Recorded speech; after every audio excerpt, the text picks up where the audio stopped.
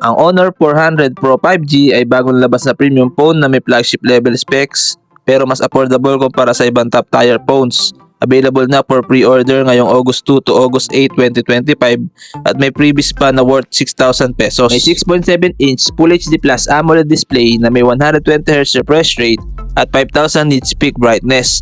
Sobrang linaw at smooth kahit tirik ang araw.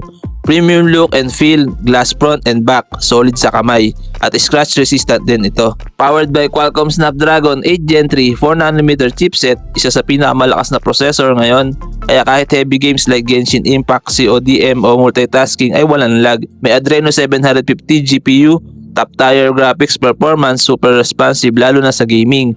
May 12GB of RAM plus 512GB internal storage. Halos hindi mo na kailangan ng SD card, ramdam ang bilis sa lahat ng tasks. May 200MP main camera with OIS. May 50MP telephoto camera with OIS. May 12MP ultra-wide camera with LED flash at may up to 4K video recordings plus OIS and AIS pang content creator, hindi shaky kahit handheld lang. Meron nga pala itong dual selfie cameras na may 50MP plus 2MP, malinaw at may depth effect. Maganda for vlogs or selfies. Pagdating naman sa battery, meron siyang 6,000 mAh battery capacity with 100W wired fast charging plus 50W wireless charging.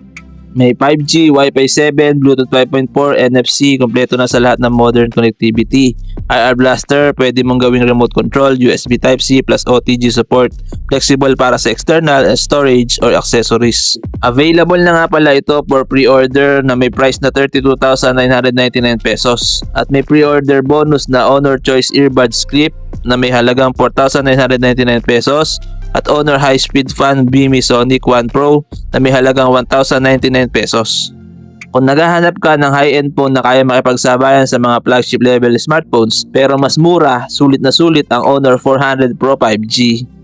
At kung nagustuhan nyo ang video natin ngayon, huwag nyo kalimutan mag-like, share, and subscribe. Maraming salamat. Peace!